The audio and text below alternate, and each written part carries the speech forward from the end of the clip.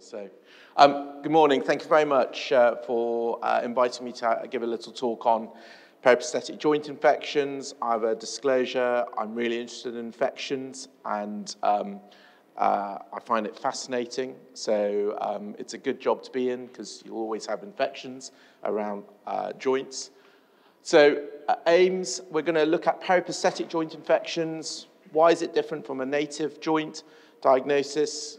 Look through some of the consensus documents, what the difference is between having an implant and not having an implant, and what a biofilm is, clinical signs and diagnostic tests, and then some diagnostic guidelines that have been introduced by various societies. So I'm a hip and knee surgeon, so 1% of primary hips and 2% of primary knees will get infected. Hopefully, the figures will be lower than that. If you do get a periprosthetic joint infection, that patient is down on a very slippery slope. If they get recurrent chronic periprosthetic joint infections, they are going to have high morbidity and high mortality. There's quite a lot of evidence now for patients who have chronically infected periprosthetic joint infections. Their mortality rate is worse than almost every other primary cancer at 5-year survivorship. So it's a big deal for us, it's a big deal for our patients. And it's expensive to treat. If you have a periprosthetic joint infection, you're costing the taxpayer over £40,000 per case, at least. So it's an expensive business. And we're doing 100,000 plus hip and knee replacements each a year. So what is the difference between having a PJI, periprosthetic joint infection, and a native septic arthritis? Well, it's one word, it's biofilm. And that biofilm likes to develop on your implant surface, whether it's a joint replacement or whether it's a fracture fixation implant, okay? So what is biofilm? That's a stylized picture of the organism sitting within an extracellular matrix which forms a physical barrier to protect that microorganism against both the body's immune system but also antibiotics. And that's what makes it so difficult to treat, because once the biofilm is established, essentially you are now on a losing battle to try and eradicate that infection. So it's an aggregation of both the organism within an extracellular matrix where you've got polysaccharides and proteins and the organism's DNA that adheres to the implant surface. And the commonest organisms that cause biofilm or form biofilms are all of the common organisms that cause the infections: staph, streps, Pseudomonas. This is a diagram showing the 4 stages of what happens. So initially you get your adhesion, so the bacteria sits on your implant. It starts to propagate, and it starts to form a microcolony. That biofilm then becomes mature and starts getting bigger, and then finally that parts of that biofilm detaches, and the whole cycle starts over again, and it's repeated millions and millions times over. Now, if you look at the actual timeline, the biofilm almost starts really as soon as you start putting the implant in, because you have opened the joint to all and sundry with your incision. So now, and they used to coin this term a race against time, is about trying to stop that bacteria from colonizing to such an extent it establishes a foothold, and then it becomes very hard to eradicate. So the longer that time period goes on, the higher your probability of getting an established periprosthetic joint infection. So let's talk about the clinical presentation. I mean, hands up. Infected, not infected? Okay, it's not rocket science, is it? Okay, they've got pus coming out of, this is one of my patients, and I'll talk about him probably later on today. But you can talk about PJI really into 2 categories, and these definitions are not absolute. It's a spectrum. But generally speaking, you've got your acute infection, and then you've got your chronic infection. The acute infection happens within the first 6 weeks or 3 months, depending on whichever paper you wish. And it is an arbitrary cutoff. the likelihood is that infection has happened from day one. It is unusual for it to be a hematogenous spread from elsewhere causing that periprosthetic joint infection if it's acute. If it's a chronic thing, they may already now have developed some of the sequelae of chronic infection, like a sinus, like this patient, radiological features showing evidence of lysis or loosening underneath the implant, and that may well be related to infection elsewhere, which has seeded subsequently to that implant. So in the history, certainly for acute things, you want to know about things like, was there a problem with the wound after surgery? Was there persistent wound drainage or leakage? And I'll come on to that. Obviously, you want to know about the patient's host factors. There are some patients who are at much more significant risk than others. It's all the common reasons: diabetic control, immunosuppressed, morbid obesity, being on anticoagulation so that they bleed a bit more and therefore they may get persistent hematoma, which then translates to an infected hematoma, which then leads you down that vicious cycle. Do you want to know if some very kind healthcare professionals started them on antibiotics because the wound looks a little bit red in the community? So antibiotics are often given post-op because the wound looks a bit funny. They've seen the practice nurse was a bit concerned and they get started with antibiotics orally, and that can really muddy the water. If it's chronic, you want to know, obviously, were they happy? Were they a happy patient first and then something has changed? Or have they always been unhappy from the word go? And then obviously all the other features of, comorbidities, et cetera, Persistent wound drainage, okay? As surgeons, we all like to think that actually all the persistent wound drainage, it will settle, we'll just give it enough time, we'll stop the anticoagulation, it will be fine. And it's a bit like sticking your head in the sand and hoping it will go away. If you have a persistent wound drainage, your risk of developing a PJI goes up for every extra day, okay? And that is a worry. In some parts of Europe, so for example, the Endo Clinic in Hamburg, they are incredibly aggressive. If you've got persistent wound drainage of even more than 2 or 3 days, they will go in and do a dare. So they will hit it hard.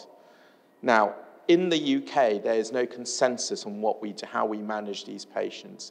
At a recent periprosthetic joint infection meeting a few years ago, a show of hands, and people have variations how far they would wait before they intervened, and that probably the majority was somewhere between 7 and 10 days. If it was still leaking, they would potentially go back in and do a dare. But it is a concern. So don't hide your head in the sand. If they've been leaking a lot, it needs attention. I put this up here because, as you will see later on in the talk, there are 2 probably main societies that have talked about the definition of periprosthetic joint infection.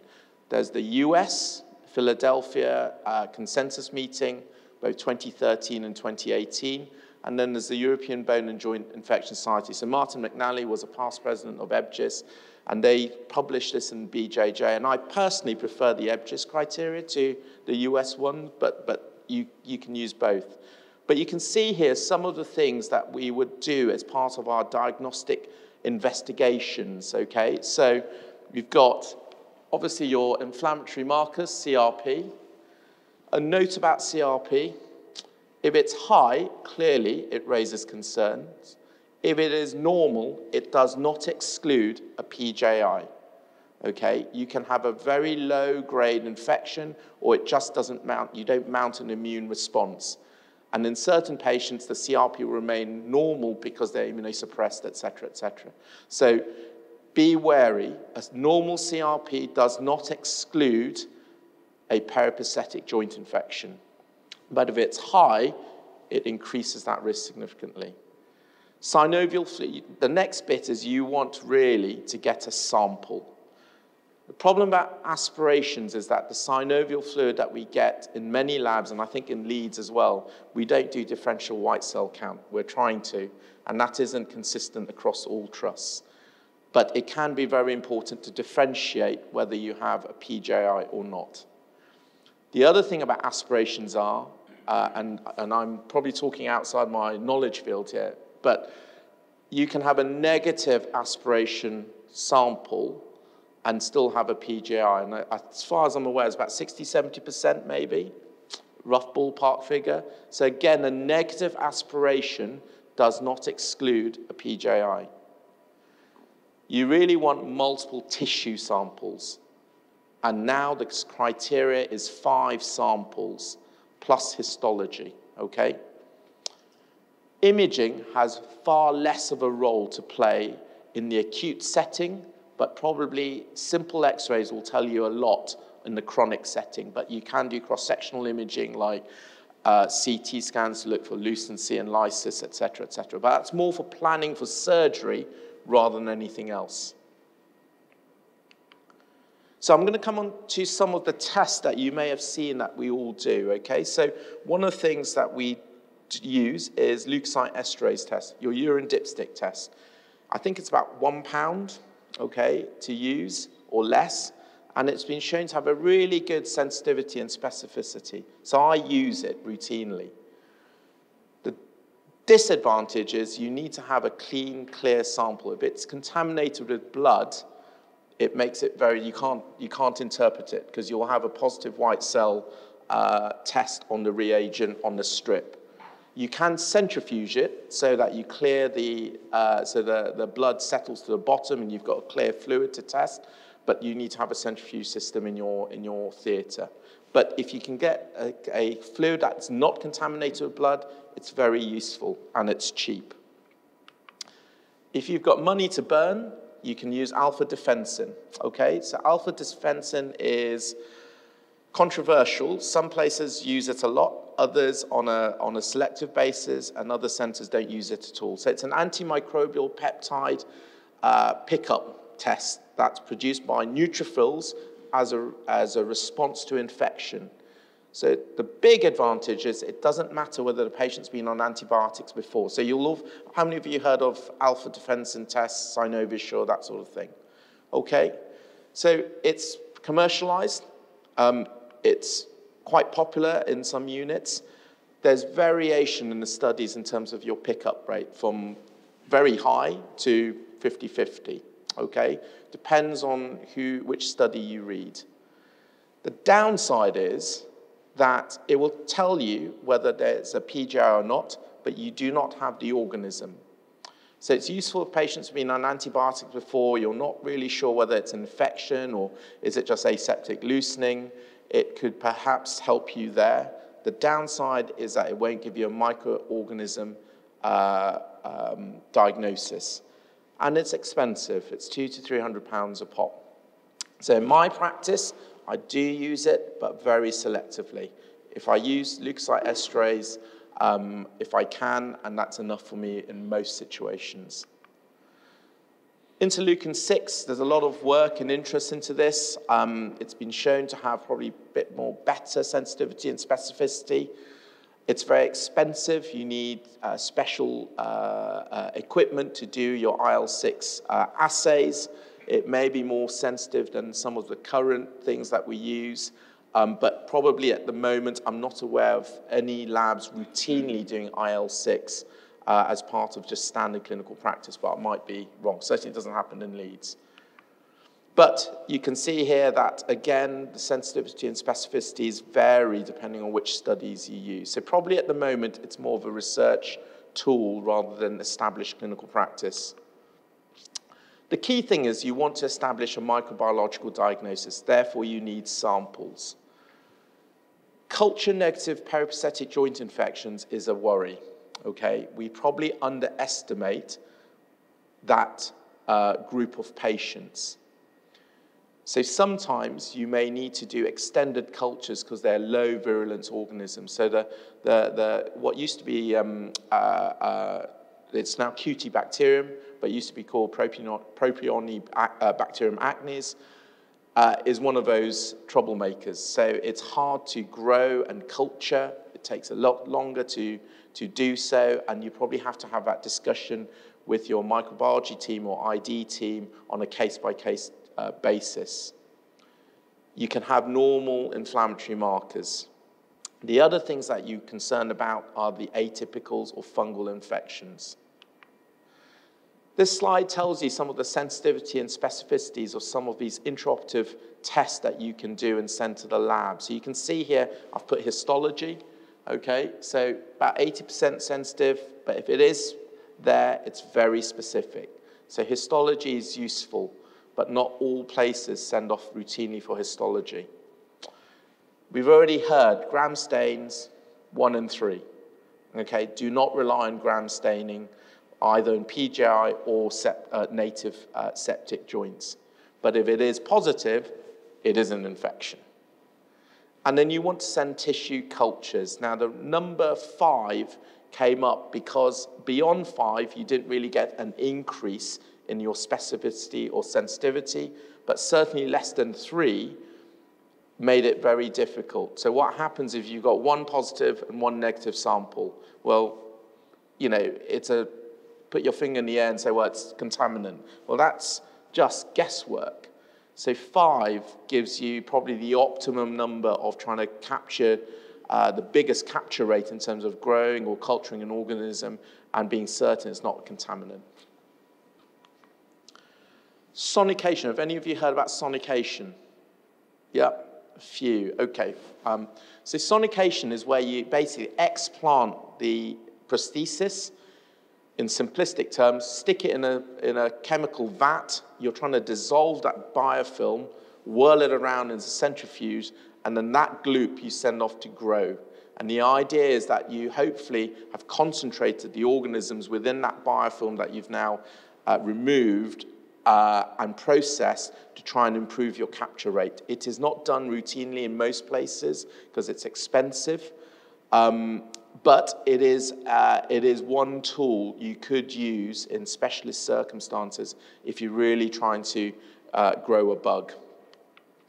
And you can see here, this is what happens. You basically have to, if you look at the sonification, it removes that biofilm off the explanted prosthesis, and then you try and see if there's any bacteria there.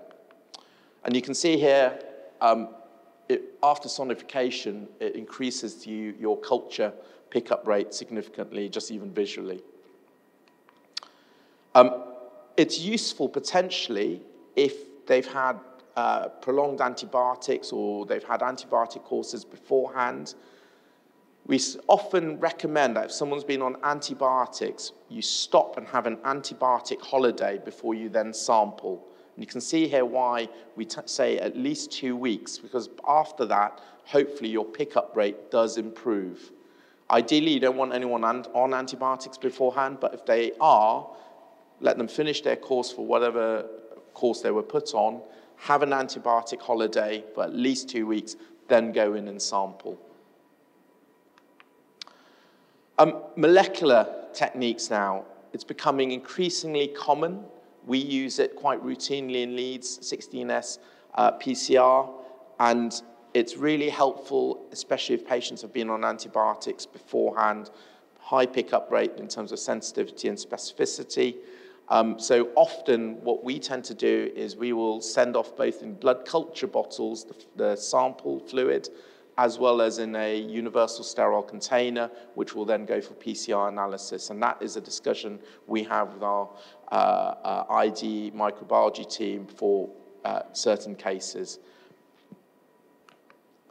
I'll skip through things like mass spectrometry, PCR. These are things that are coming, maybe the future, where you're now looking at mass spec to try and identify the genetic material in bacteria. There's a downside to all of this. All of this means that you will get a lot of noise. You will pick up a whole host of genetic material from every bug known to man.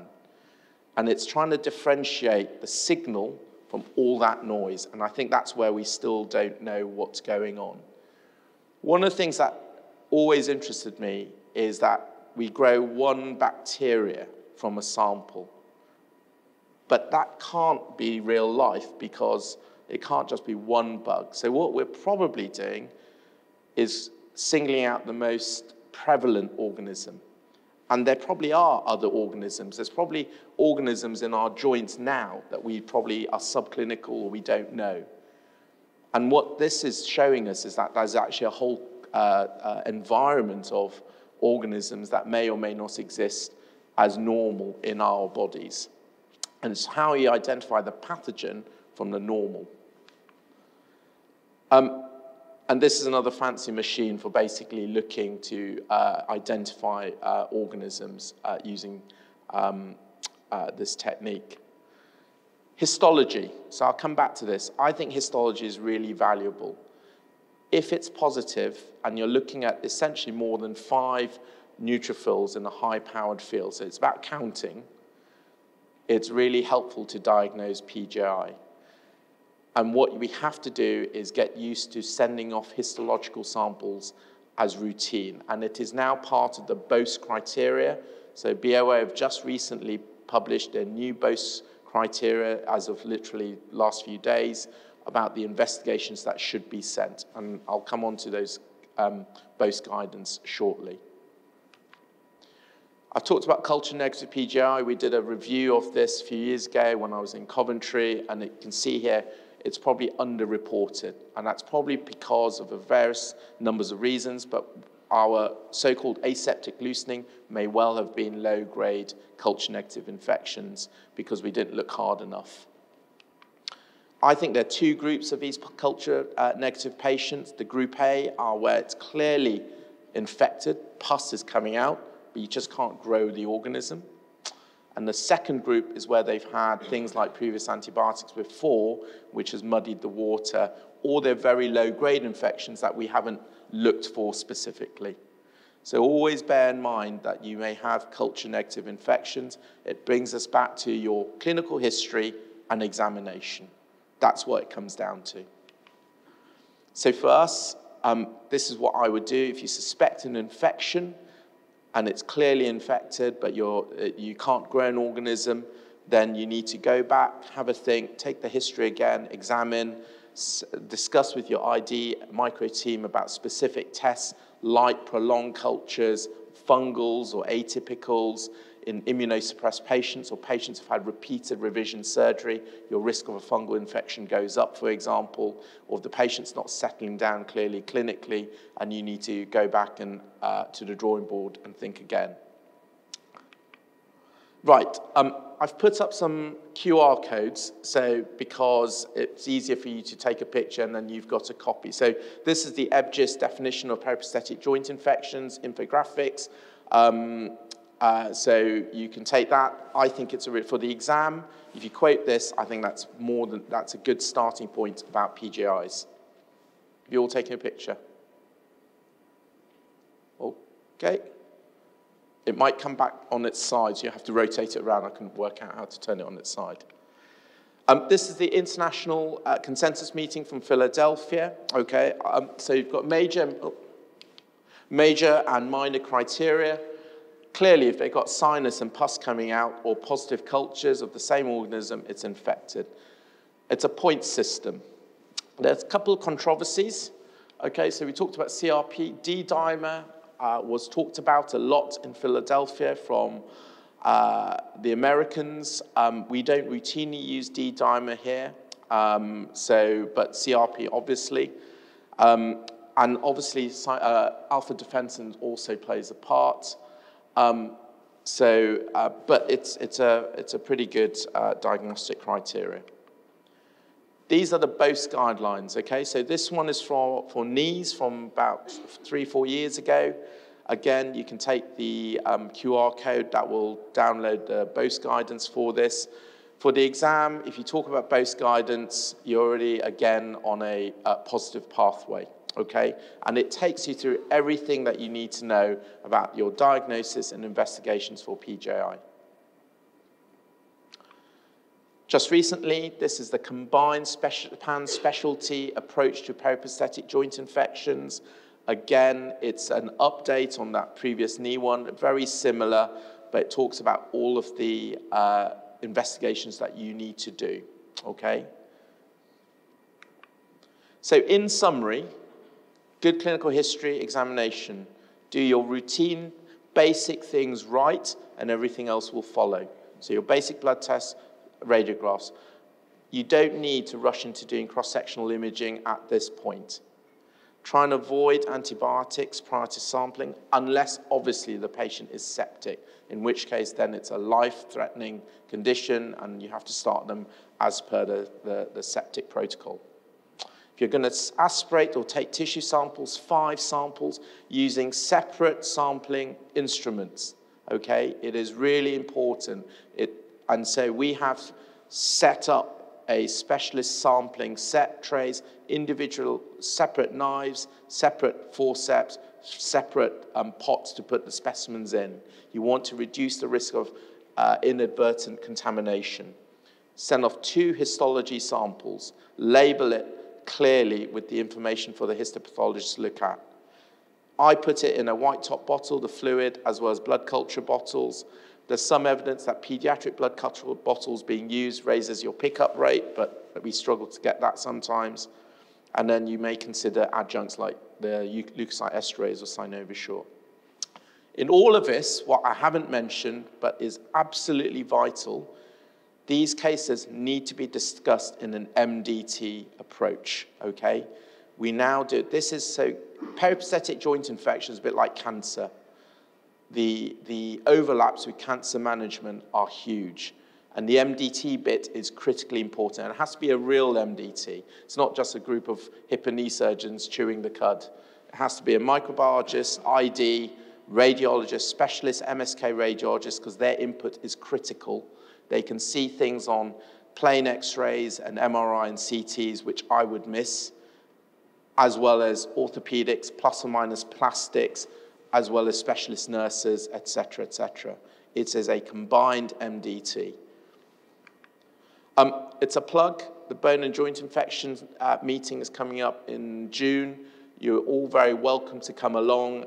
It is truly a multidisciplinary team approach to infection, both fracture-related and periprosthetic and native joint infections. And it would be great to see you there in Newcastle. Thank you very much.